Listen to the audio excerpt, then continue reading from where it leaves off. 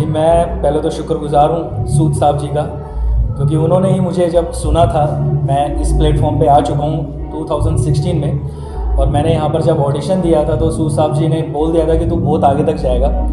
उनका ये कहना ही था कि संगम कला में मैं पहले तो विनर हुआ दिल्ली से, और उसके बाद ही मैं इंडियन आइडल गया हूँ। ये मेरा लिए पहला एक मंच है, बहुत बड़ा मंच है मेरे लिए, जिसने मुझे एक शुरुआत दी है आगे बढ़ने की। तो बहुत बहुत आभारी हूँ मैं संगम कला का।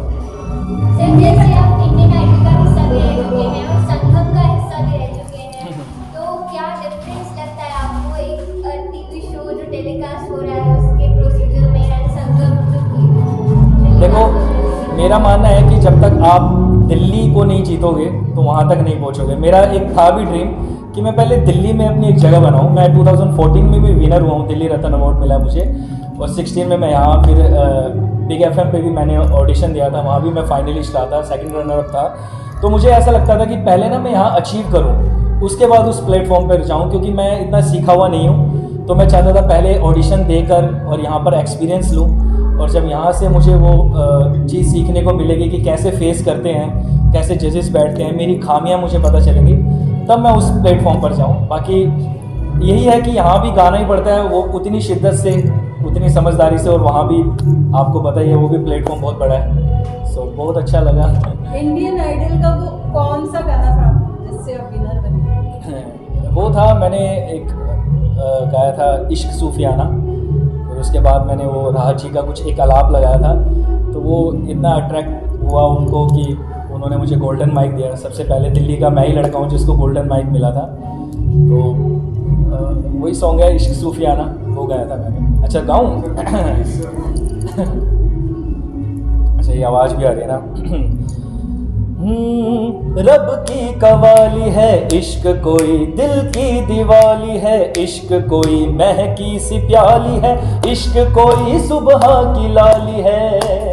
हो मेरे दिल को तू जान से जुदा कर दे, बस यूं तू मुझको फना कर दे, मेरा हाल तू मेरी चाल तू बस कर दे आशिकाना, तेरे वास्ते मेरा इश्क सूफियाना, मेरा इश्क सूफियाना, हो मेरा इश्क सूफियाना, हो तेरे वास्ते मेरा इश्क सूफियाना, मेरा इश्क सूफियाना, हो मेरा इश्क सूफियाना।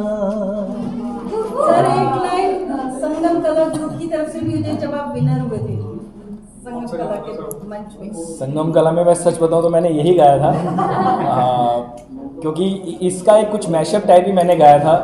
तो आई थिंक जो मुझे याद है, क्योंकि इंसान को वैसे भी ना वो चीज़ ज़्यादा आगे बढ़ानी चाहिए जो उसके गले में बैठी हो, क्योंकि नया कुछ एक्सपीरियंस करो जो आपको आती है अच्छे से, मेरे हिसाब से तो वही गाना चाहिए। तो ये मैं काफ़ी टाइम से गा रहा हूँ। मैं आई थिंक आपको पता हो तो मैं शोज़ भी बहुत करे, मैंने पहले जागरण में भी बहुत गाया, तो वहाँ भी मैं ये ज़रूर एडलिप ज़रूर गाता था मैं, तो वो एक गले में रम गया। लेकिन चलिए मैं एक चीज़ सुनाता हूँ जो मैंने संगम में भी गाई थी और सर को बहुत अच्छी लगी थी।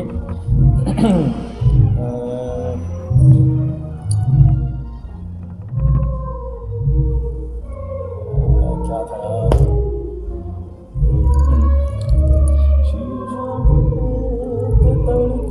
अब ये इतना प्यारा सॉन्ग है, वो दिमाग में बैठ रहा है ना,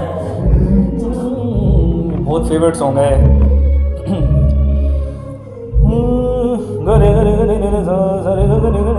शीशा टूटे ते तड़ तड़ हो, शीशा टूटे ते तड़ तड़ होवे, जे पत्थर टूटे अगलावे, तारा टूटे आसमान दी हिक चों, एक जख्म जहां कर जाए, बरे चंद्रा दिल जद भी टूटिया,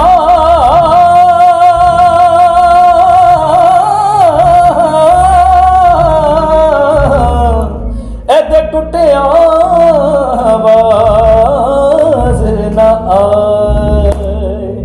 ये मैं इतना ही गाया था तो सूद साहब जी ने तो उसी टाइम बोल दिया था ये लड़का आना चाहिए फाइनल में, तो ये वो एक रुबाई थी जो मैंने गाई। सर इंडियन आइडल अभी ऑडिशन शुरू हो चुके हैं उसके, इस बार श्रेया घोषाल जज कर रही हैं, तो क्या आप फॉलो कर रहे हैं? फॉलो तो मैं सच बताऊँ करता हूँ ऑडिशन, क्योंकि मैंने पहले भी बहुत मैंने बताया ना, मैंने सीखा नहीं। तो जो पहले भी जब सारेगामापा आता था, इंडियन आइडल आता था, तो मैंने ऑडिशन बड़ा सुनता था कि उसमें कौन बंदा क्या हरकत लगा रहा है, ये गाना कैसे चेंज कर रहा है, तो वो सब मैंने सीखा है, ऐसे सुन के सीखा है।